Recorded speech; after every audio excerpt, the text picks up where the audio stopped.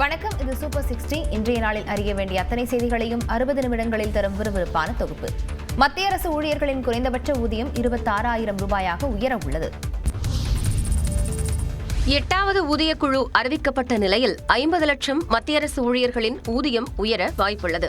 மத்திய அரசு ஊழியர்கள் மற்றும் ஓய்வூதியதாரர்களின் சம்பளம் மற்றும் படிகளை மாற்றியமைப்பது குறித்து ஆய்வு செய்வதற்காக 8வது ஊதியக்குழுவை அமைக்க கடந்த ஜனவரி மாதத்தில் மத்திய அரசு ஒப்புதல் அளித்தது. இந்நிலையில் இந்த குழுவின் நியமனத்திற்கு பிரதமர் நரேந்திர மோடி தலைமையில் நடைபெற்ற மத்திய அமைச்சரவை கூட்டத்தில் ஒப்புதல் அளிக்கப்பட்டது. இந்த குழுவின் தலைவராக உச்சநீதிமன்ற முன்னாள் நீதிபதியும் பிரஸ் கவுன்சில் தலைவருமான ரஞ்சனா பிரகாஷ் தேசாய் நியமிக்கப்பட்டுள்ளார். இந்த குழு திருத்தி அமைக்கப்பட வேண்டிய ஊதியம் மற்றும் ஓய்வூதிய கட்டமைப்புகள் தொடர்பாக 18 மாதங்களில் தங்களது பரிந்துரைகளை சமர்ப்பிக்கும் என மத்திய அரசு தெரிவித்துள்ளது. இதன் மூலம் 50 லட்சம் மத்திய அரசு ஊழியர்களின் ஊதியம் உயரும் என்றும் 69 லட்சம் ஓய்வூதியதாரர்கள் பயனடைவார்கள் என்றும் தெரிவிக்கப்பட்டுள்ளது. மேலும் குறைந்தபட்ச ஊதியம் 18,000 ரூபாயில் இருந்து 26,000 ரூபாயாக உயரும் என்றும் எதிர்பார்க்கப்படுகிறது. ஊதிய குழுவின் பரிந்துரை 10 ஆண்டுகளுக்கு பின்பற்றப்படும். கடைசியாக 2016ஆம் ஆண்டு 7வது ஊதியக்குழு அமைக்கப்பட்ட நிலையில் 8வது ஊதியக்குழு வரும் ஜனவரி முதல் தனது பணியை தொடங்க உள்ளது. ஆந்திர மாநிலம் காக்கிநாடா அருகே முந்தா புயல் கரையை கடந்தது. தென்கிழக்கு வங்கக்கடல் பகுதியில் கடந்த திங்கட்கிழமை உருவான முந்தா புயல் ஆந்திர மாநிலம் மசூலிப்பட்டினம் கலிங்கப்பட்டினம் இடையே அதிகாலை கரையை கடந்தது. புயல் கரையை கடக்கும் போது மணிக்கு 110 கிலோமீட்டர் வேகத்தில் சூறைக்காற்று வீசியது. இதனால் ஆந்திராவின் காக்கிநாடா, கிருஷ்ணா, எலூரு, கிழக்கு மற்றும் மேற்கு கோதாவரி, அம்பேத்கர், கோனசீமா, அல்லூரி சீதாராமராஜு உள்ளிட்ட 7 கடலோர மாவட்டங்களில் இடிமின்னலுடன் விடிய விடிய கனமழை கொட்டி தீர்த்தது. அல்லூரி மாவட்டத்தில் சாலையில் சென்ற ஆட்டோ மீது மரம் முறிந்து விழுந்ததில் அதில் பயணித்த பெண் உயிரிழந்தார். மேலும் மழை வெள்ளத்தால் 2 படுகாயங்களுடன் மருத்துவமனையில் அனுமதிக்கப்பட்டனர்.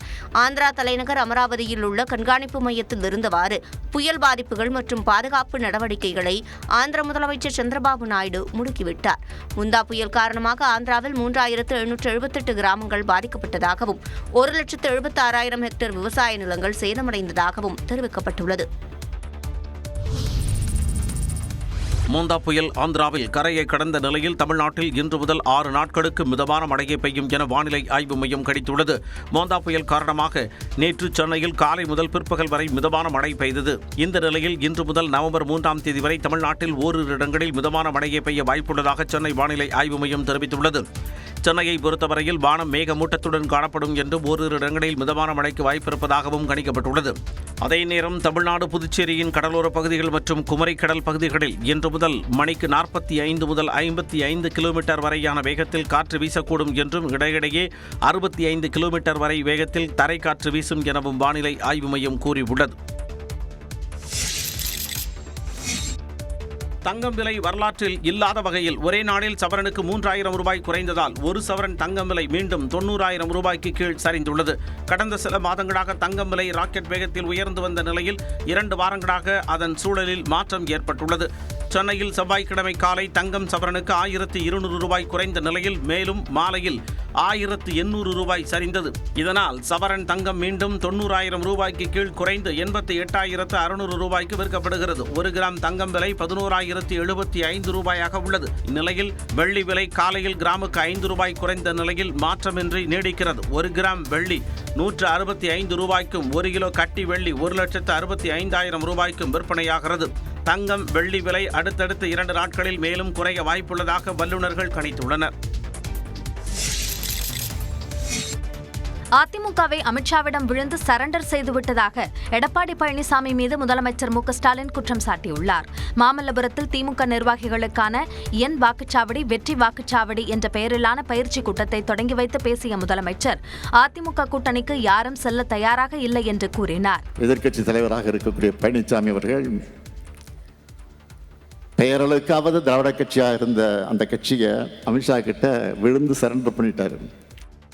2021 தேர்தல் தமிழ்நாட்டை கொத்தடிமை அதிமுக கூட்டத்திடமிருந்து மீட்ட தேர்தல் என்றும் 2026 தேர்தல் என்பது தமிழ்நாட்டை பாஜக அதிமுக கும்பலிடமிருந்து பாதுகாப்பதற்கான தேர்தல் என்றும் கூறினார். 2026 தேர்தலை நாம தான் வெற்றி பெற போறோம். அன்னைக்கு நியூஸ் ஹெட்லைன்ஸ் என்னன்னா, திராவிட மாடல் 2.0 ஆட்சி தொடங்கியது. இதுதான் ஹெட்லைன்ஸ். இதை நான் ஆணவத்தில் சொல்லலை. உங்கள் உழைப்பு மேலையும் ஆட்சியின் சாதனை மேலையும் தமிழ்நாட்டு மக்கள் வச்சிருக்கக்கூடிய நம்பிக்கையில் சொல்கிறேன்.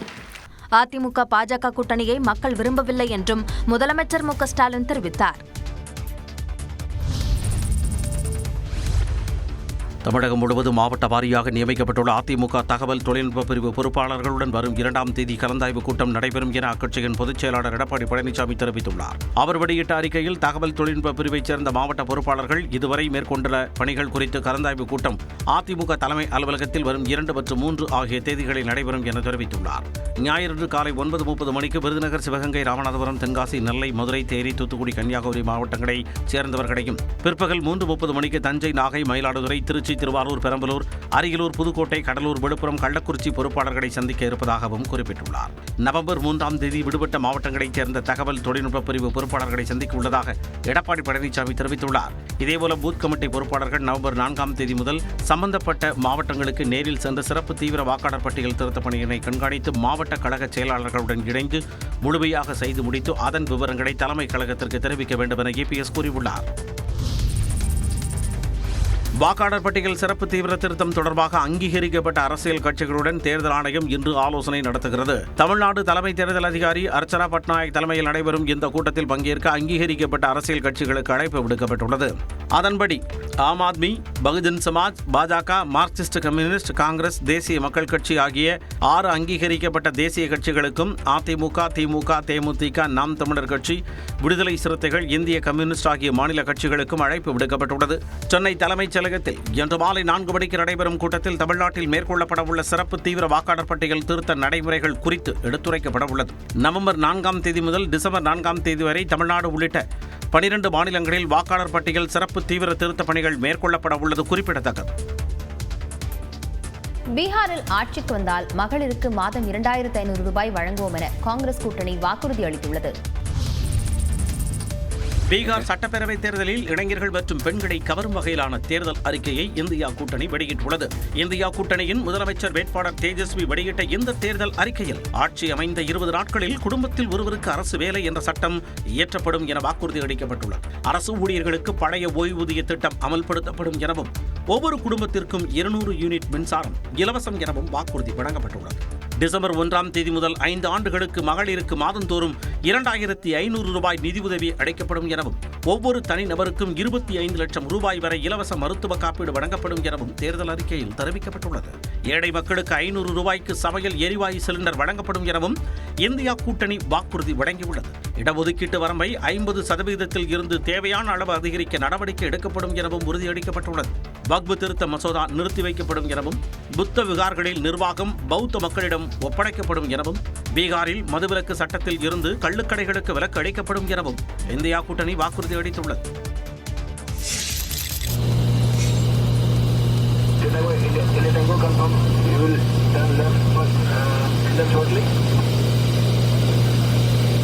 டெல்லியில் காற்று மாசை கட்டுப்பாட்டிற்குள் கொண்டு வருவதற்காக டெல்லி அரசு செயற்கை மழை பொழிய வைப்பதற்கான சோதனை முயற்சியை வெற்றிகரமாக நிகழ்த்தியுள்ளது. டெல்லியில் காற்று மாசு மீண்டும் உச்சத்தை எட்டியதை அடுத்து காற்று மாசை கட்டுப்படுத்த செயற்கை மழை பொழிவை பொழிய வைக்க டெல்லி அரசு திட்டமிட்டது. இதற்கான சோதனை முயற்சி இருமுறை மேற்கொள்ளப்பட்டது. அதாவது சில்வர் அயோடைட் உள்ளிட்ட வேதி மூலக்கூறுகளை மேகத்தில் தெளித்து அதன் மூலமாக மழையை பொழிய வைக்கும் சோதனை முயற்சி வெற்றிகரமாக நடைபெற்றது. இந்த நடவடிக்கைக்கு பயன்படுத்தப்பட்ட விமானம் உத்தரப்பிரதேசத்தின் கான்பூரில் இருந்து புறப்பட்டது. டெல்லி அரசு கான்பூர் ஐஐடியுடன் இணைந்து இதை மேற்கொண்டது. இந்த செயல்முறை புராரி, மயூர் விகார், கரோல் பாக் ஆகிய இடங்களில் மேற்கொள்ளப்பட்டது. இந்த சோதனை ஓட்டம் வெற்றிகரமாக நடந்து முடிந்த நிலையில் விரைவில் டெல்லி முழுவதும் செயல்படுத்த அந்த மாநில அரசு முடிவு செய்துள்ளது.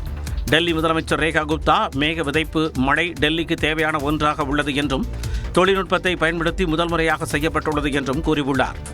மேக விதைப்பு செயல்முறை பணி நிறைவு பெற்றுள்ளதால் டெல்லியில் செயற்கை மழையை எதிர்பார்த்து டெல்லி மக்கள் ஆவலோடு உள்ளனர். திருவாரூர் மாவட்டம் திருத்துறைப்பூண்டியில் மழையால் நெற்கதிர்கள் சேதமடைவதை தடுக்க விவசாயிகள் விடிய விடிய அறுவடை பணிகளை மேற்கொண்டனர். திருத்துறைப்பூண்டி சுற்றுவட்டார பகுதிகளில் 30,000 ஏக்கருக்கு மேற்பட்ட பரப்பளவில் குறுவை சாகுபடி செய்திருந்தனர். வடகிழக்கு பருவமழை தொடங்கியதால் தொடர்ச்சியாக பல்வேறு பகுதிகளில் மழை பெய்து வருகிறது. விவசாய நிலத்தில் தண்ணீர் சூழ்ந்து நெல்மணிகள் முளைக்கத் தொடங்கின. இதனால் அறுவடை செய்ய முடியாமல் விவசாயிகள் வேதனையடைந்தனர். கடந்த சில நாட்களாக திருத்துறைப்பூண்டி மற்றும் சுற்றுவட்டார பகுதிகளில் மழை சற்று ஓய்ந்திருக்கிறது. இதனால் ஆட்டூர், விட்டுக்கட்டி, எழிலூர் உள்ளிட்ட பகுதிகளில் தொடர் அறுவடை பணியில் விவசாயிகள் ஈடுபட்டனர்.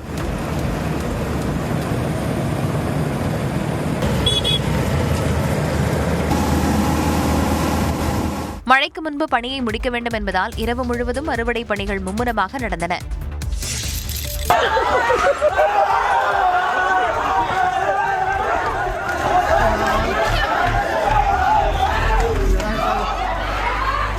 ஒசூர் அருகே இரவு நேரத்தில் ஊருக்குள் புகுந்த குட்டி யானையை பொதுமக்கள் விரட்டிய காட்சிகளே இது. கடந்த சில நாட்களுக்கு முன்பு வனப்பகுதியில் இருந்து வெளியேறிய 4 வயது குட்டி யானை காட்டுக்குள் செல்லாமல் கிராம பகுதிகளுக்குள்ளேயே சுற்றி வருகிறது. வனத்துறையினர் குட்டி யானையை ஐயூர் காட்டுக்குள் விரட்டிய போதும் வனப்பகுதியில் தாயிடம் சேராமல் மீண்டும் கிராம பகுதிகளுக்குள் வந்தது. இந்நிலையில் மாரசந்திரம் என்ற கிராமத்திற்குள் புகுந்த குட்டி யானையை கண்ட மக்கள் அதனை காண திரண்டனர். தெருக்களில் வலம் வந்ததை பார்த்த மக்கள் அச்சமடைந்து அதனை விரட்ட ஆரம்பித்ததால் அப்பகுதியில் சலசலப்பு ஏற்பட்டது.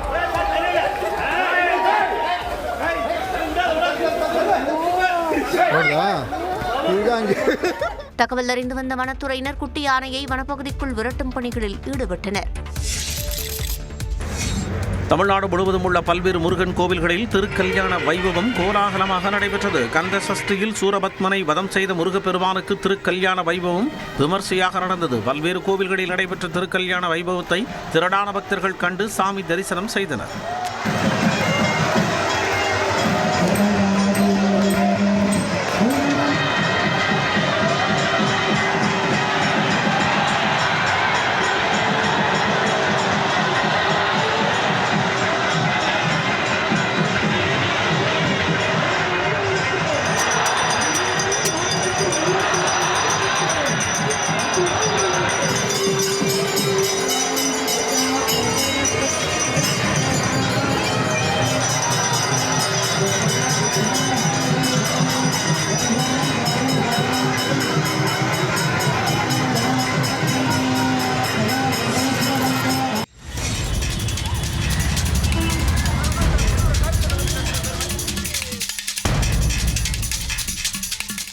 விழுப்புரத்தில் வட்டிக்கு கடன் வாங்கியவரை காரில் கடத்தி பணம் கேட்டு மிரட்டிய கும்பல். கண்மூடித்தனமாக இருசக்கர வாகனங்கள் மீது மோதி விபத்தை ஏற்படுத்திய காட்சிதான் இது.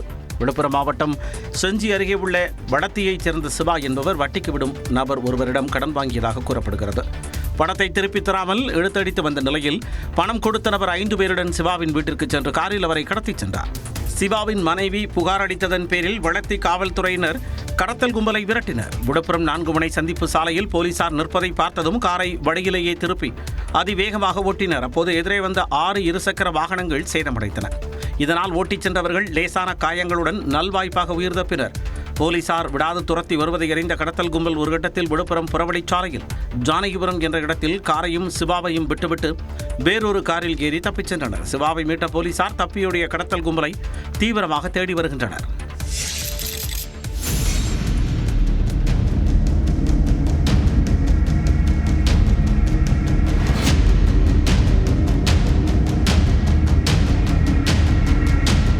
சென்னையை அடுத்த பூந்தமல்லியில் தாய் மற்றும் 9 வயது சிறுமியை துரத்தி நாய்கள் கடித்ததோடு சைக்கிளில் செல்லும் சிறுவனையும் நாய்கள் கடித்த சிசிடிவி காட்சி வெளியாகி அதிர்ச்சியை ஏற்படுத்தியுள்ளது.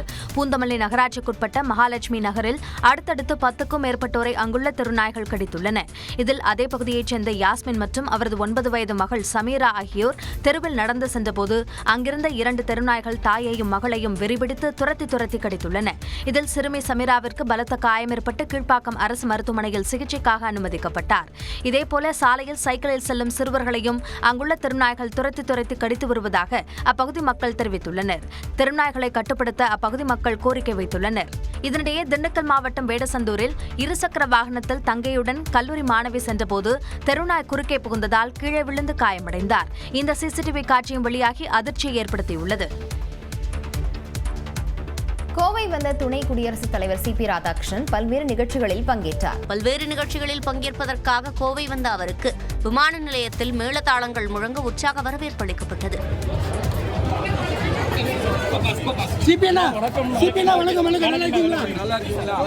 கோவை பேரூர் பகுதியில் பேரூர் ஆதீனம் சாந்தலிங்க அடிகளாரின் 100ஆண்டு விழா புகழரங்க நிகழ்ச்சியில் குடியரசு துணைத் தலைவர் கலந்து கொண்டார். பின்னர் உரையாற்றிய அவர் தனது அரசியல் தேர்தல் தோல்வி குறித்து குறிப்பிட்டார். எதை எடுத்தாலும் சிறப்பாக செய்ய வேண்டும். விளம்பர யுகத்தில் விளம்பரமே இல்லாமல் செய்ய வேண்டும். அந்த உணர்வைத்தான் நான் சாந்தலிங்க அடிகளாரிடத்திலே இருந்து பெற்றேன்.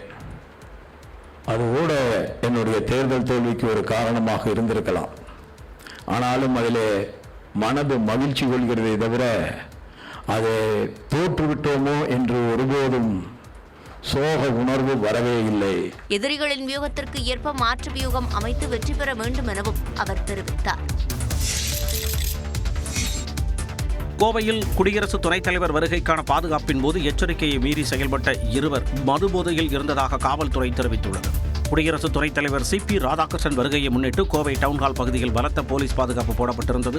இந்நிலையில் CP ராதாகிருஷ்ணன் வருவதற்கு முன்பு இளைஞர்கள் இருவர் பைக்கில் காவல்துறை கட்டுப்பாட்டை மீறி பயணித்தனர். இதனால் பரபரப்பு ஏற்பட்ட நிலையில் பாதுகாப்பு குறைபாடு இருப்பதாக பாஜக நிர்வாகிகள் மறியலில் ஈடுபட்டனர். பாதுகாப்பு வளையத்தை மீறி பைக்கில் சென்றவர்கள் கோவை கரும்புக்கடை பகுதியைச் சேர்ந்த அனீஷ் மற்றும் ஆஷிக் என்பது தெரியவந்தது. இந்நிலையில் அந்த 2 பேரும் பைக்கில் ராங் ரூட்டில் சென்று விபத்தை ஏற்படுத்திய CCTV காட்சியும் வெளியானது.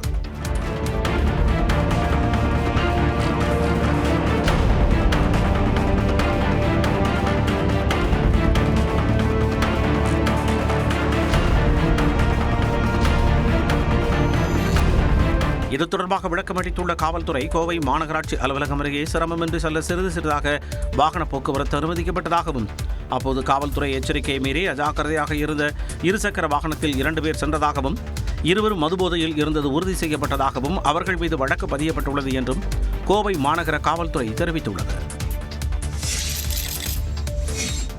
தமிழக வெற்றிக் கழகத்தின் அன்றாட பணிகளை ஒருங்கிணைக்க புதிய நிர்வாகக் குழு ஒன்றை அக்கட்சியின் தலைவர் விஜய் அறிவித்துள்ளார். கரூர் வேலுச்சாமிபுரத்தில் கடந்த மாதம் 27ஆம் தேதி விஜய் பரப்புரை மேற்கொண்ட போது கூட்ட நெரிசல் ஏற்பட்டதில் 41 பேர் உயிரிழந்தனர். இந்த துயர சம்பவம் நிகழ்ந்து சரியாக 1 மாதம் கழித்து உயிரிழந்தோர் குடும்பத்தினரை மாமல்லபுரத்திற்கு அழைத்து வந்து விஜய் ஆறுதல் தெரிவித்தார். தீபாவளி பண்டிகைக்கு முன்பு அவர்களது குடும்பங்களுக்கு 20 லட்சம் ரூபாய் நிதி வங்கிக் கணக்கின் மூலம் தாவேகா சார்பில் அளிக்கப்பட்டது. இதன் நடுவே அந்த கட்சியில் இருந்து எந்த ஒரு நிகழ்வும் நடைபெறாமல் இருந்தது. இந்நிலையில் தமிழக வெற்றிக் கழகத்தின் அன்றாட பணிகளையும் செயல்பாடுகளையும் ஒருங்கிணைக்க 28 பேர் கொண்ட புதிய நிர்வாகக் குழுவை விஜய் நியமித்துள்ளார். இந்த குழுவில் பொதுச் செயலாளர் ஆனந்த், தேர்தல் பிரச்சார மேலாண்மை பொதுச் செயலாளர் ஆதவ அர்ஜுனா உள்ளிட்டோர் இடம்பெற்றுள்ளனர். மாமல்லபுரத்தில் நடைபெற்ற ஆறுதல் கூட்டத்தின் போது தாவேகா பொருளாளர் வெங்கட்ராமன் செல்ல பவுன்சர்கள் அனுமதி மறுத்தது சலசலப்பை ஏற்படுத்திய நிலையில் புதிய நிர்வாகக் குழுவில் அவரது பெயர் இடம்பெறவில்லை. வழக்கமாக புதிய அறிவிப்பின் போது ஆனந்த் வழிகாட்டுதலின்படி செயல்படும் என குறிப்பிட்டு வந்த விஜய் தற்பொழுது தனது வழிகாட்டுதலின்படி புதிய குழு அமைக்கப்பட்டிருப்பதாக தெரிவித்திருப்பது அரசியல் வட்டாரத்தில் கவனம் பெற்றுள்ளது. இதனிடையே தமிழக வெற்றிக் கழகத்தின் நிர்வாகக் குழு கூட்டம் இன்று காலை 10 மணிக்கு பனையூர் தலைமை நிலைய செயலகத்தில் நடைபெறும் என அறிவிக்கப்பட்டுள்ளது. கரூர் கூட்ட நெரிசல் வழக்கின் முதல் தகவல் அறிக்கையில் விஜய் பெயர் இடம்பெறாதது ஏன் என நாம் தமிழர் கட்சியின் தலைமை ஒருங்கிணைப்பாளர் சீமான் கேள்வி எழுப்பியுள்ளார். நெல்லையில் செய்தியாளர்களை சந்தித்த அவர், கரூருக்கு வந்தவர்கள் விஜயை பார்க்க வந்தவர்கள் தானே, அப்படியெனில் பிரச்சனைக்கு யார் காரணம் என்று கேள்வி எழுப்பினார்.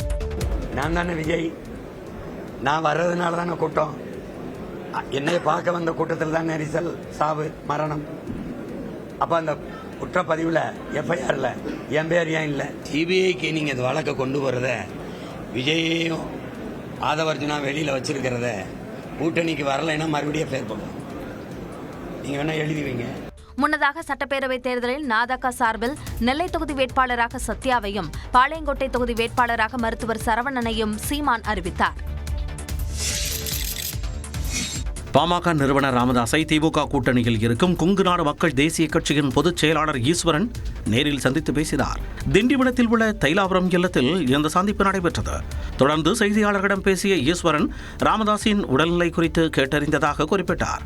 கூட்டணி குறித்து பேசப்பட்டதா என செய்தியாளர்கள் எழுப்பிய கேள்விக்கும் அவர் பதில் கூறினார். அதுவெல்லாம் திமுகவினுடைய தலைவரும் அவர்களும் பேசக்கூடிய கருத்து. நாம் கூட்டணியில் ஒரு அங்கமாக இருக்கின்றோம். அப்படி கூட்டணி பேசுகின்ற அதிகாரம் எல்லாம் எங்களுக்கு கிடையாது. ஜனவரியில தான் இது ஆக்கப்பூர்வமான, எது நடந்தாலும் அது ஆக்கப்பூர்வமான பேச்சுக்களாக இருக்கும். பாமக ஒன்றிணைந்து வலிமையான சக்தியாக இருக்க வேண்டும் என தனது விருப்பத்தையும் ராமதாஸிடம் கூறியதாக ஈஸ்வரன் தெரிவித்தார். பாமக தொண்டர்களின் விருப்பமும் அதுதான் என ஈஸ்வரன் குறிப்பிட்டார். குமாரபாளையத்தில் உள்ள கல்வி நிறுவனத்தில் மாணவர்களுக்கு உடல்நலக்குறைவு ஏற்பட்டதால் உணவுக்கூடத்தை மூட அதிகாரிகள் உத்தரவிட்டுள்ளனர். நாமக்கல் மாவட்டம் குமாரபாளையத்தில் உள்ள தனியார் கல்வி நிறுவனத்தில் உணவு சாப்பிட்ட 50க்கும் மேற்பட்ட மாணவர்களுக்கு வாந்தி மற்றும் மயக்கம் ஏற்பட்ட நிலையில் சிகிச்சை அளிக்கப்பட்டது. எக்ஸல் என்ற தனியார் கல்வி நிறுவனத்தின் கீழ் மருத்துவம், பொறியியல், கல்வியியல் கல்லூரிகள் உள்ளிட்டவை செயல்பட்டு வருகின்றன. கல்லூரி விடுதியில் தங்கி படிக்கும் மாணவர்கள் 50க்கும் மேற்பட்டோருக்கு திடீர் உடல்நலக்குறைவு ஏற்பட்டது. பலருக்கும் வாந்தி, மயக்கம் ஏற்பட்ட நிலையில் கல்லூரி வளாகத்தில் உள்ள கிளினிக்கிலும் அருகில் உள்ள தனியார் மருத்துவமனையிலும் சிகிச்சை அளிக்கப்பட்டது. தகவல் அறிந்து வந்த உணவு பாதுகாப்புத்துறை அதிகாரி தங்க விக்னேஷ் தலைமையிலான குழு விடுதி, உணவகம் உள்ளிட்டவற்றில் ஆய்வு மேற்கொண்டனர். அப்போது உணவு சமைக்கவே தகுதியற்ற நிலையில் உணவு தயாரிக்கும் கூடம் அசுத்தமாக இருந்ததாக கூறப்படுகிறது. குடிநீர் தொட்டி முழுவதும் சுத்தமின்றி புழுக்கள் நிறைந்து காணப்பட்டதாக தெரிகிறது. அதைத் தொடர்ந்து மாதிரிகளை சேகரித்து ஆய்வுக்கு அனுப்பி வைத்த அதிகாரிகள் விடுதி காப்பாளர், கல்லூரி தலைவரிடம் விளக்கம் கேட்டு நோட்டீஸ் அனுப்பினர். விளக்கம் தரும் வரை விடுதி உணவு கூடங்களை மூட உத்தரவிட்டுள்ளனர். திருமண மோசடி புகாரில் மாதம்பட்டி ரங்கராஜ், ஜாய் கிறிசில்டாவை ஒன்றாக அமர வைத்து மகளிர் ஆணையத்தில் விசாரணை நடைபெற்றது. சமையல் கலைஞர் மாதம்பட்டி ரங்கராஜ் தன்னை திருமணம் செய்து கர்ப்பமாக்கிவிட்டு ஏமாற்றியதாக ஆணை வடிவமைப்பாளர் ஜாய் கிறிசில்டா சென்னை காவல் ஆணையர் அலுவலகத்தில் புகார் அளித்தார். தொடர்ந்து மகளிர் ஆணையத்திலும் ஜாய் கிறிசில்டா புகார் அளித்தார். இது தொடர்பாக கடந்த வாரம் தனது மனைவி ஸ்ருதியுடன் சென்னை சேப்பாக்கத்தில் உள்ள மகளிர் ஆணையத்தில் மாதம்பட்டி ரங்கராஜ் விசாரணைக்கு ஆஜரானார். தொடர்ந்து நேற்றும் மாதம்பட்டி ரங்கராஜ், ஜாய் கிறிசில்டா மகளிர் ஆணையத்தில் விசாரணைக்கு ஆஜராகினர். விசாரணையை தொடர்ந்து செய்தியாளர்களை சந்தித்த ஜாய் கிறிசில்டா இருவரையும் ஒன்றாக அமர வைத்து விசாரணை நடத்தியதாக தெரிவித்தார். இன்வெஸ்டிகேஷன் போயிட்டு தான் இருக்கு. இப்போ ஃப்ரைடே வர சொல்லியிருக்காங்க 2 பேரையும். ஸோ ஃப்ரைடே தான் தெரியும். அரசியல் தலையீடு காரணமாக போலீசார் தனது புகார் குறித்து நடவடிக்கை எடுக்கவில்லை என ஜாய் கிறிசில்டா குற்றம் சாட்டினார். ராணிப்பேட்டையில் கிராம வங்கியில் 10,000 ரூபாய் கள்ளப்பணத்தை மாற்ற முயன்ற 5 பேரை போலீசார் கைது செய்தனர். வாலாஜாபேட்டையை அடுத்த கடப்பரங்கையின் தெருவைச் சேர்ந்த காவலர் முத்துராமன் தனக்கு சொந்தமான லாரி ஓட்டுநர் ராமு என்பவர் மூலம் அதே பகுதியைச் சேர்ந்த அஸ்கர் பாஷா உள்ளிட்ட 4 பேரிடம் பெற்றுள்ளார். லாரி விற்ற பணத்தில் 2,35,000 ரூபாயை எடுத்துக்கொண்டு நவல்பூர் பகுதியில் உள்ள தமிழ்நாடு கிராம வங்கிக்கு சென்ற முத்துராமன் தனது மனைவியின் 5 சவரன் நகையை மீட்க பணத்தை கட்டியுள்ளார்.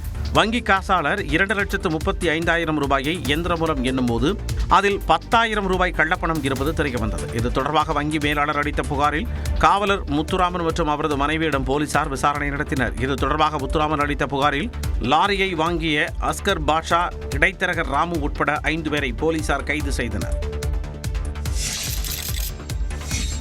இரட்டை வாக்குரிமை விவகாரத்தில் 3 நாட்களில் பதிலளிக்க ஜன்சுராஜ் கட்சி தலைவர் பிரசாந்த் கிஷோருக்கு தேர்தல் ஆணையம் நோட்டீஸ் அனுப்பியுள்ளது. பிரபல தேர்தல் வியூக வகுப்பாளரான பிரசாந்த் கிஷோர் கடந்த 2022ஆம் ஆண்டு ஜன்சுராஜ் என்ற கட்சியை தொடங்கினார். நவம்பர் மாதம் பீகாரில் நடைபெறும் சட்டமன்ற தேர்தலில் பிரசாந்த் கிஷோரின் ஜன்சுராஜ் கட்சி போட்டியிடுகிறது. இந்நிலையில் பிரசாந்த் கிஷோருக்கு மேற்கு வங்கம் மற்றும் பீகார் என 2 இடங்களில் வாக்குரிமை இருப்பதாக தேர்தல் ஆணையம் கண்டறிந்துள்ளது. கொல்கத்தாவில் ஏற்கனவே பிரசாந்த் கிஷோருக்கு வாக்குரிமை உள்ள நிலையில் தற்போது பீகாரின் ரோடாஸ் மாவட்டத்திலும் வாக்குரிமை உள்ளதாக தேர்தல் ஆணையம் தெரிவித்துள்ளது. இது தொடர்பாக பிரசாந்த் கிஷோர் 3 நாட்களில் விளக்கம் அளிக்க தேர்தல் ஆணையம் நோட்டீஸ் அனுப்பியுள்ளது. முன்னதாக கடந்த 2021ஆம் ஆண்டு மேற்கு வங்கத்தில் மம்தா பானர்ஜி தலைமையிலான திரிணாமுல் காங்கிரஸ் கட்சிக்கு பிரசாந்த் கிஷோர் தேர்தல் வியூக வகுப்பாளராக செயல்பட்டது குறிப்பிடத்தக்கது.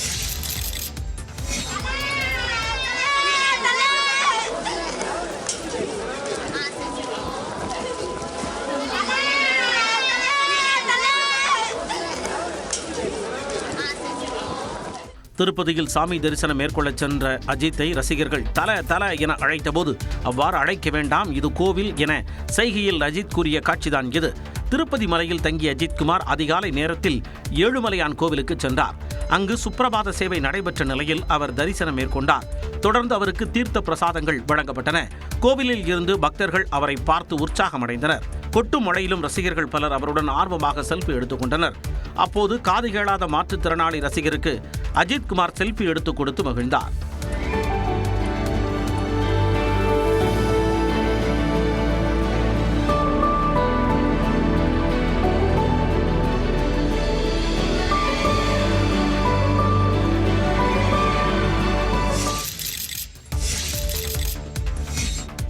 வேலூரில் மழையால் பாதிக்கப்பட்ட இடங்களில் மாவட்ட ஆட்சியர் முழங்கால் அளவு நீரில் நடந்து சென்று ஆய்வு செய்தார்.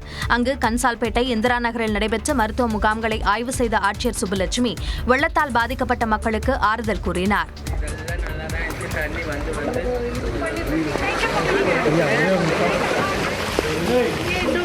ஏற்பாடு பண்ற மக்கள்ல மேயரும் சொல்லியிருக்காங்க. விழுப்புரம் மாவட்டம் மேல்மலையனூர் அருகே கிளாக்குப்பம் கிராமத்தில் ஏற்பட்ட காட்டாற்று வெள்ளத்தில் தரைப்பாலம் அடித்துச் செல்லப்பட்டது. இதனால் அந்த கிராமத்திற்கு போக்குவரத்து துண்டிக்கப்பட்டது. 5 வருஷமா டேமேஜ் இருக்குது. நாங்கள் இவ்வளோ மனு கொடுத்து நீங்கள் ஸ்டெப் எடுத்து பண்ணல. ஒரு வாரத்துக்கு முன்னே பேருந்து மேலே இவ்வளோ டேமேஜ் ஆகிடுச்சு.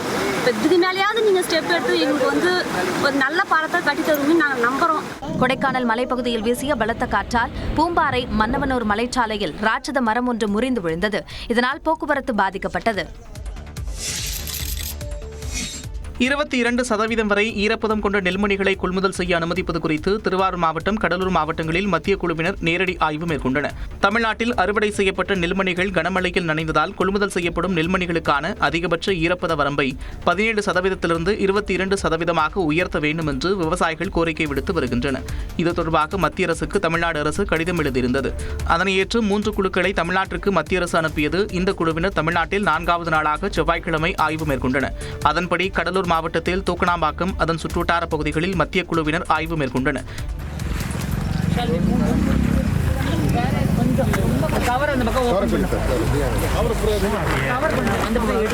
இதேபோல திருத்துறைப்பூண்டி அருகே திருப்பத்தூரில் உள்ள அரசு நேரடி கொள்முதல் நிலையத்தில் மத்திய குழுவினர் ஆய்வு செய்தனர்.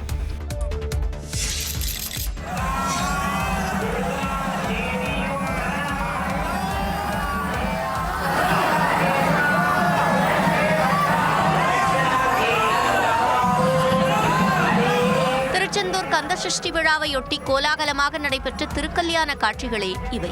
முருகனின் 2ஆம் படை வீடான திருச்செந்தூர் சுப்பிரமணிய சுவாமி கோயிலில் கந்தசஷ்டி விழா கடந்த 22ஆம் தேதி தொடங்கிய நிலையில் திங்கட்கிழமை சூரசம்ஹாரம் நடைபெற்றது. இந்நிலையில் ஆலயத்தில் திருக்கல்யாண நிகழ்ச்சி கோலாகலமாக நடைபெற்றது. சுவாமி குமரவிடங்க பெருமானுக்கும் அம்பாள் தெய்வானைக்கும் ஐதீக முறைப்படி நடைபெற்ற திருக்கல்யாண வைபவத்தில் ஏராளமான பக்தர்கள் கலந்து கொண்டு தரிசனம் செய்தனர்.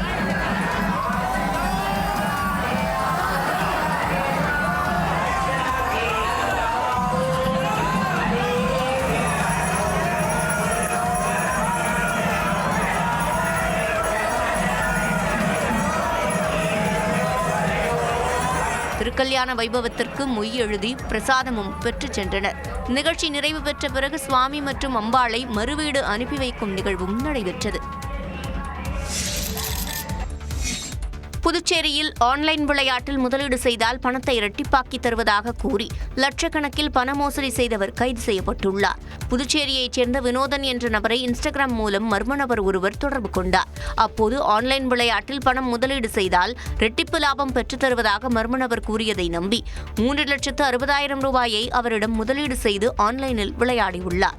ஆனால் கூறியபடி பணம் வராத நிலையில் அவர் அளித்த புகாரின் பேரில் விசாரணை மேற்கொண்ட காவல்துறையினர் திருநெல்வேலியைச் சேர்ந்த சுதர்சன் என்ற நபரை கைது செய்தனர். இதுபோல 13 பேரை சுதர்சன் ஏமாற்றியது தெரியவந்த நிலையில் அவரிடமிருந்து மொபைல், ஏடிஎம் கார்டு உள்ளிட்டவை பறிமுதல் செய்யப்பட்டன. ஒரே வங்கிக் கணக்கில் 6 மாதங்களில் மட்டும் சுமார் 1.25 கோடி ரூபாய் பணப்பரிவர்த்தனை நடைபெற்றதும் தெரியவந்துள்ளது. கைதான சுதாகரனுக்கு மேலும் 10 வங்கிக் கணக்குகள் உள்ளதாக கூறப்படும் நிலையில் அது தொடர்பாகவும் விசாரணை நடைபெற்று வருகிறது. வேறு எங்கெல்லாம் இதுபோல மோசடிகள் நடைபெற்றுள்ளன எனவும் தீவிரமாக விசாரிக்கப்பட்டு வருகிறது. சென்னை ஆலந்தூரில் குத்தகை காலம் முடிந்தும் வணிக ரீதியாக செயல்பட்டு வந்த 300 கோடி ரூபாய் மதிப்பிலான சரவணபவன் கட்டடத்திற்கு சீல் வைக்கப்பட்டு அரசு நிலம் மீட்கப்பட்டது. சென்னையில் உள்ள ஆலந்தூர் பகுதி முக்கிய வணிக மையமாக விளங்குகிறது. அங்கு ஜிஎஸ்டி சாலையில் விமான நிலையம் அருகே குத்தகை காலம் முடிந்த பிறகும் வணிக ரீதியாக கட்டடம் செயல்பட்டு வந்ததாக கூறப்படுகிறது. அங்கு சரவணபவன் உணவகம் செயல்பட்டு வந்தது. கட்டடம் அமைந்திருக்கும் அரசு நிலத்தை மீட்கும் நடவடிக்கைக்கு எதிராக ஆலந்தூர் உரிமையியல் நீதிமன்றத்தில் வழக்கு தொடரப்பட்டது. இதன் விசாரணை முடிந்த நிலையில் அந்த நிலத்தை அரசு கையகப்படுத்த தீர்ப்பளிக்கப்பட்டது. இதையடுத்து செங்கல்பட்டு மாவட்ட ஆட்சியர் ஸ்னேகா உத்தரவின் பேரில் அங்கு வருவாய்த்துறை அதிகாரிகள் விரைந்தனர். கட்டடத்தில் செயல்பட்டு வந்த சரவணபவன் ஹோட்டல் ஊழியர்களை வெளியேற்றிய அதிகாரிகள் அங்கிருந்த பெயர் பலகைகளை அகற்றினர். 2 முகப்பு வாயில்களும் மூடப்பட்டு சீல் வைக்கப்பட்டது. தொடர்ந்து 300 கோடி ரூபாய் மதிப்பிலான 15 கிரவுண்ட் நிலத்தை வருவாய்த்துறையினர் மீட்டனர். இன்று தென்காசி மாவட்டத்தில் நடைபெறும் நிகழ்வுகளில் முதலமைச்சர் மு.க. ஸ்டாலின் பங்கேற்கிறார். தூத்துக்குடி மாவட்டம் கோவில்பட்டியில் புதிதாக கட்டப்பட்ட திமுக அலுவலகத்தை முதலமைச்சர் மு.க.ஸ்டாலின் திறந்து வைத்தார். பல்வேறு நிகழ்ச்சிகளில் பங்கேற்பதற்காக தென் தமிழக பகுதிகளுக்கு முதலமைச்சர் பயணம் மேற்கொண்டார். அந்த வகையில் கோவில்பட்டி இடையரசனேந்தல் சாலையில் திமுக அலுவலகம் மற்றும் முன்னாள் முதலமைச்சர் கருணாநிதியின் முழு உருவ வெண்கல சிலையை திறக்கும் நிகழ்ச்சியில் அவர் பங்கேற்றார். முதலமைச்சரின் வருகையை முன்னிட்டு மயிலாட்டம், ஒயிலாட்டம், கரகாட்டம், பொய்க்கால் குதிரையாட்டம் என நிகழ்ச்சிகள் களைகட்டின.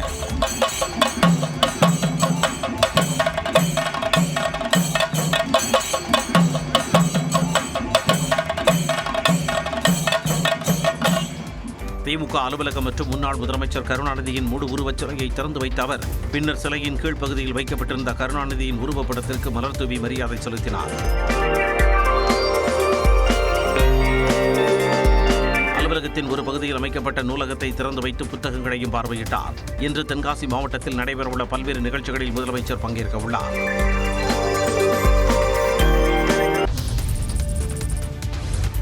ஐபிஎஸ் அதிகாரி வருண்குமார் மனநல ஆலோசனை பெறும் நேரம் வந்துவிட்டது என உயர்நீதிமன்றத்தில் தாக்கல் செய்துள்ள மனுவில் நாம் தமிழர் கட்சி தலைமை ஒருங்கிணைப்பாளர் சீமான் கடுமையான கருத்துக்களை தெரிவித்துள்ளார். நாம் தமிழர் கட்சி தலைமை ஒருங்கிணைப்பாளர் சீமான் மற்றும் ஐபிஎஸ் அதிகாரி வருண்குமார் ஆகியோரிடையே கருத்து மோதல்கள் ஏற்பட்ட நிலையில் அது தொடர்பான வழக்கு திருச்சி நீதிமன்றத்தில் நிலுவையில் உள்ளது.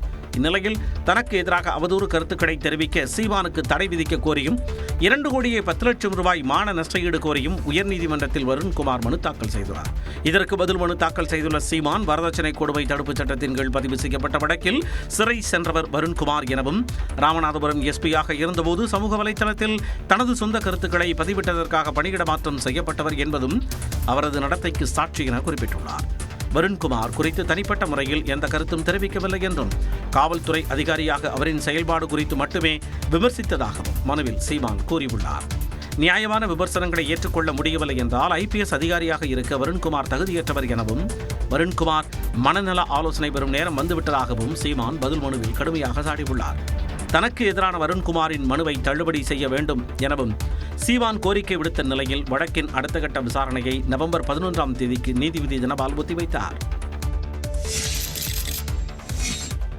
வாக்காளர் பட்டியல் சிறப்பு தீவிர திருத்தத்திற்கு எதிராக நிற்பவர்கள் கள்ள வாக்கு போடுவதற்கு உடந்தையாக இருப்பவர்கள் என பாமக தலைவர் அன்புமணி ராமதாஸ் காட்டமாக தெரிவித்துள்ளார். உரிமை மீட்பு நடைப்பயணத்தின் ஒரு பகுதியாக சேலம் மாவட்டம் குளத்தூரை அடுத்துள்ள கோட்டையூர் பரிசல் துறையை அன்புமணி பார்வையிட்டார். இந்த பகுதியில் பாலம் கட்ட வேண்டும் என்ற கோரிக்கை 75 ஆண்டுகளாக கிடப்பில் இருப்பதாக அவர் கண்டனம் தெரிவித்தார்.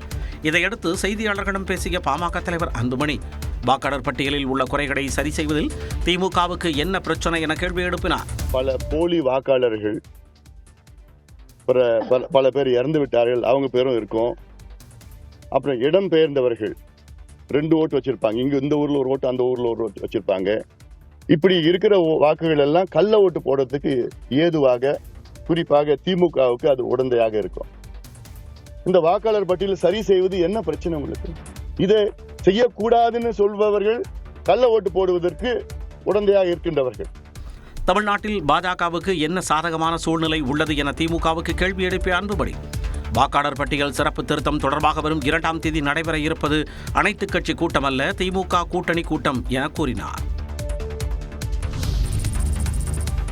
நெல்மணிகள் நனைந்து வீணாகியதற்கும் அதனை விளைவித்த விவசாயிகளின் வேதனைகளுக்கும் திமுக அரசு என்ன பதில் சொல்லப் போகிறது என்று தவைக்க தலைவர் விஜய் கேள்வி எழுப்பியுள்ளார். கரூர் பெருந்துயர் சம்பவத்துக்கு பிறகு சமூக பிரச்சனைகள் குறித்து தவைக்க தரப்பில் அறிக்கை எதுவும் வெளியிடப்படாமல் இருந்தது. இந்நிலையில் கூட்ட நெரிசலில் உயிரிழந்தவர்களின் குடும்பத்தினரை சென்னைக்கு அழைத்து வந்து சந்தித்த விஜய் தற்போது கொள்முதல் செய்யப்படாமல் நெல்மணிகள் முளைத்தது குறித்து அறிக்கை வெளியிட்டுள்ளார். அதில் நெல்மணிகளை உரிய நேரத்தில் உரிய விலை கொடுத்து கொள்முதல் செய்யாமல் விவசாயிகளின் வாழ்வாதாரத்தை வீணாக்கியதன் காரணம் என்ன என திமுக அரசுக்கு கேள்வி எழுப்பியுள்ளார். மேலும் பருவமழையினால் விவசாய பயிர்கள் மற்றும் விளைநிலங்கள், விளைவிக்கப்பட்ட நெல்மணிகள் உள்ளிட்ட தானியங்கள் சேதமடையாமல் இருக்க எடுக்கப்பட்ட நடவடிக்கைகள் என்னென்ன என்றும் அவர் வினவியிருக்கிறார். நெல்மணிகள் மூட்டையிலேயே முளைத்தது போல திமுக ஆட்சியாளர்கள் மீதான எதிர்ப்பு இன்னும் வலுவாக முளைக்கும் என்று குறிப்பிட்டுள்ள விஜய் இனியேனும் நெல் உள்ளிட்ட பயிர்கள் வீணாகாமல் தடுக்க போர்க்கால அடிப்படையில் அரசு நடவடிக்கை எடுக்க வேண்டும் என வலியுறுத்தியுள்ளார். தஞ்சாவூர் மாவட்டத்தில் 1,90,000 மெட்ரிக் டன் நெல் கொள்முதல் செய்யப்பட்டிருப்பதாக நுகர்பொருள் வாணிபக் கழக அதிகாரி தெரிவித்துள்ளார். தஞ்சை மாவட்டத்தில் 90% நெல் கொள்முதல் பணி நிறைவு பெற்றதாக தமிழ்நாடு நுகர்பொருள் வாணிபக் கழக முதுநிலை மண்டல மேலாளர் செல்வம் தெரிவித்துள்ளார். இது தொடர்பாக நியூஸ் 18 தமிழ்நாடு தொலைக்காட்சிக்கு அவர் அளித்த பேட்டியில் இதுவரை 1.90 லட்சம் மெட்ரிக் டன் நெல் கொள்முதல் செய்யப்பட்டு 1.70 லட்சம் மெட்ரிக் டன் நெல் சேமிப்பு கிடங்கிற்கு அனுப்பப்பட்டதாக தெரிவித்தார்.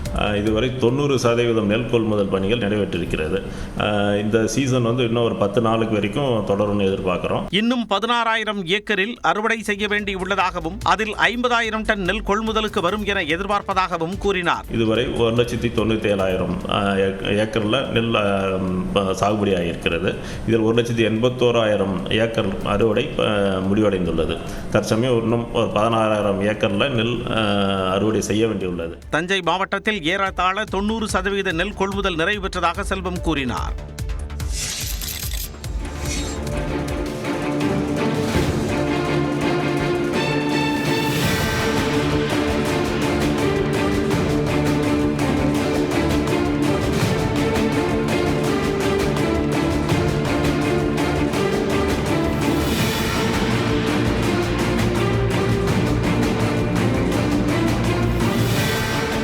ஈரோட்டில் ஓடும் ரயிலில் ஏற முயன்று தவறி விழுந்த இளம்பெண்ணை ரயில்வே பாதுகாப்பு படை வீரர் துரிதமாக காப்பாற்றிய காட்சிதான் இது.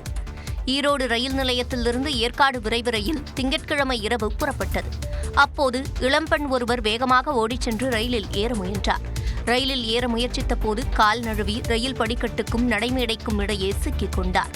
அப்போது நடைமேடையில் ரோந்து பணியில் ஈடுபட்டிருந்த ரயில்வே பாதுகாப்பு படை வீரர் ஜெகதீஷ் துரிதமாக ஓடி வந்து இளம்பெண்ணை காப்பாற்றினார்.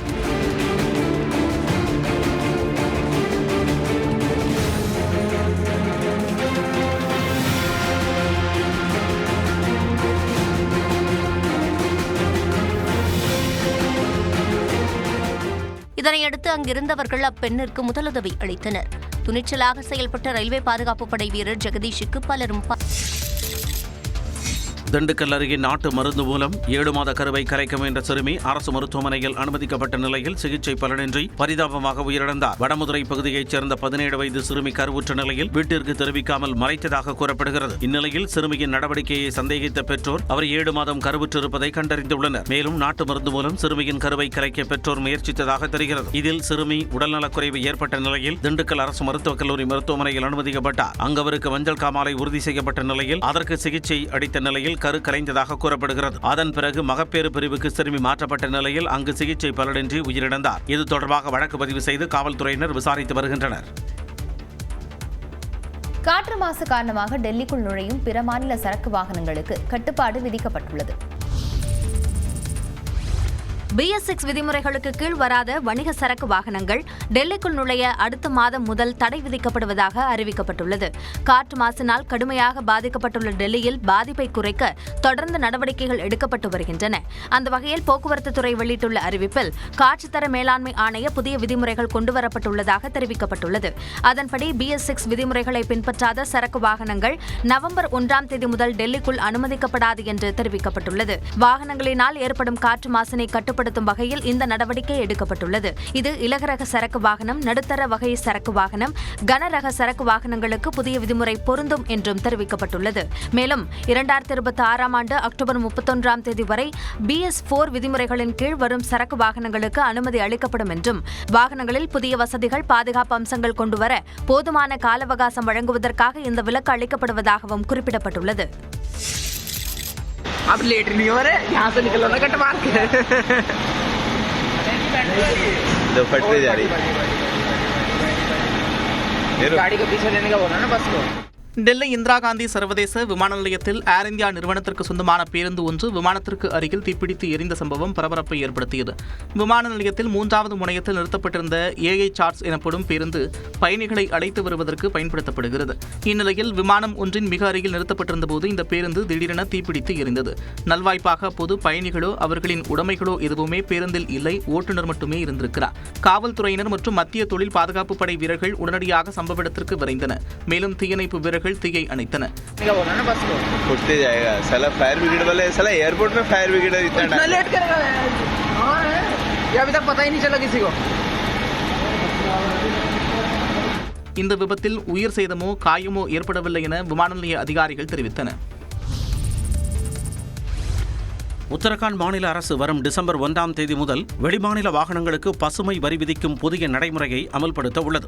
மாசுபாட்டை குறைக்கவும் இமயமலையின் சூழலை பாதுகாக்கவும் இந்த முடிவை எடுத்துள்ளதாக உத்தரகாண்ட் மாநில அரசு கூறியுள்ளது. வாகனங்களின் வகைக்கேற்ப வரி விதிக்கப்படுவதாகவும் வெளிமாநில வாகனங்களின் எண்களை தானியங்கி முறையில் கண்காணிக்கும் கேமராக்களை எல்லைப்புற சோதனை சாவடிகளில் பயன்படுத்த திட்டமிட்டுள்ளதாகவும் தெரிவிக்கப்பட்டுள்ளது. சிறிய வகை பயணிகள் வாகனங்களுக்கு 80 ரூபாயும், சிறிய வகை சரக்கு வாகனங்களுக்கு 250 ரூபாயும், பேருந்துகளுக்கு 140 ரூபாயும், லாரிகள் சரக்குந்துகளுக்கு 120 ரூபாய் முதல் 700 ரூபாய் வரையும் வாகனங்களில் சரக்கு எடையை பொறுத்து வரி விதிக்கப்படும் என்றும் அம்மாநில போக்குவரத்து துறை உயர் அதிகாரிகள் தெரிவித்துள்ளனர். தமிழ்நாட்டில் விவசாயிகளுக்கு தேவையான உரம் அனைத்தும் கிடைக்க நடவடிக்கை எடுக்க வேண்டும் என கோரி மத்திய அரசுக்கு முதலமைச்சர் மு.க.ஸ்டாலின் கடிதம் எழுதியுள்ளார். இது தொடர்பாக மத்திய ரசாயன மற்றும் உரத்துறை அமைச்சர் ஜே.பி. நட்டாவுக்கு அவர் எழுதியுள்ள கடிதத்தில் தமிழ்நாட்டில் குறுவை பருவத்திற்கு போதுமான உரங்கள் கிடைக்க பிரதமருக்கு தான் விடுத்த வேண்டுகோளுக்கு இணங்க தமிழ்நாட்டிற்கு உறுதி செய்ததற்கு நன்றி என குறிப்பிட்டுள்ளார். தமிழ்நாட்டில் இதுவரை கிடைக்கப்பெற்ற உரங்களின் விவரங்களை பட்டியலிட்டுள்ள முதலமைச்சர் நெல் விவசாயிகளுக்கு 215 கோடி குறுவை சிறப்பு தொகுப்பு வழங்கியதால் நெல் உற்பத்தியில் சாதனை படைக்கப்பட்டுள்ளதாக குறிப்பிட்டுள்ளார். தமிழ்நாட்டில் பருவமழை பெய்துள்ளதால் சம்பா பயிருக்கு விவசாயிகள் ஆர்வம் காட்டி வருவதாகவும் நவம்பர் மாதத்தில் உரங்களின் தேவை, குறிப்பாக யூரியாவின் தேவை அதிகரிக்கும் என்றும் கடிதத்தில் கோடிட்டு காட்டியுள்ளார். அதனால் தமிழ்நாடு முன்மொழிந்த 6.94 லட்சம் டன் யூரியா, 1.93 லட்சம் DAP உரங்கள் தேவையை அந்நிறுவனங்கள் பரிசீலித்து சரியான நேரத்தில் வழங்குவதை உறுதி செய்ய வேண்டும் என கேட்டுக்கொண்டார். திண்டுக்கல் மாவட்டத்தில் நடைபெற்ற நிகழ்ச்சியில் பிரதமர் மோடி குறித்து அதிமுக முன்னாள் அமைச்சர் திண்டுக்கல் சீனிவாசன் இவ்வாறு பேசினார். வத்தலகுண்டு காளியம்மன் கோயில் அருகில் பாஜக தலைமையில் தமிழகம் தலைநிமிர என்ற பெயரில் பொதுக்கூட்டம் நடைபெற்றது. இதில் கலந்து கொண்டு பேசிய திண்டுக்கல் சீனிவாசன், உலக நாடுகளுக்கிடையே பிரச்சனை என்றால் பிரதமர் மோடியைத்தான் சமரசம் பேச அழைப்பார்கள் என்றார். எந்த உலகத்திற்கு சென்றாலும், எந்த தலைவரை பார்த்தாலும் ஏதாவது பஞ்சாயத்து என்று சொன்னால், உக்ரைனுக்கும் ரஷ்யாவுக்கும் மற்ற நாடுகளுக்கும் பிரச்சனை என்று சொன்னால் கூப்பிடுகள் நல்ல மனிதரை, பஞ்சாயத்து பேசுவதில் நியாயம் பேசுவார். மேலும் எடப்பாடிதான் கூட்டணியின் முதலமைச்சர் வேட்பாளர் என்றும் மத்திய அமைச்சர் அமித்ஷா கூறியதாக குறிப்பிட்டார்.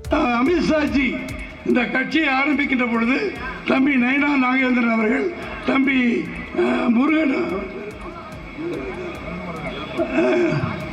எல் முருகன், அண்ணாமலை போன்றவர்களை வைத்துக் கொண்டு நேரடியாக சொன்னார், பாரதிய ஜனதாவும் அதிமுக கழகம் கூட்டணி அமைத்திருக்கிறோம். எங்கள் கூட்டணிக்கு தலைவர் திரு எடப்பாடி பழனிசாமி, சொன்னவர் அமித்ஷாஜி. பாஜகவுடன் கூட்டணி வைக்கும் போதுதான் அதிமுகவிற்கு உற்சாக வரவேற்பு கிடைப்பதாகவும் திண்டுக்கல் சீனிவாசன் கூறினார். தொடர் மழை காரணமாக சென்னையை அடுத்த திருநின்றவூரில் உள்ள நத்தமேடு ஏரி நிரம்பி உபரிநீர் வெளியேறியது. இதனால் ஏரிக்கு அருகே உள்ள குடியிருப்புகளுக்குள் மழைநீர் சூழ்ந்ததால் மக்கள் அவதிக்கு ஆளாகினர். வாளி மூலமாக தண்ணீரை இறைத்து வெளியேற்றும் பணியில் மக்கள் ஈடுபட்டனர்.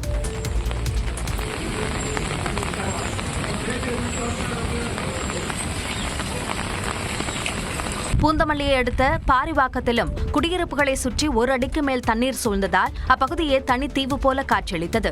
குடியிருப்புகளை விட்டு வெளியே வர முடியாமல் வீடுகளுக்குள்ளேயே மக்கள் முடங்கினர்.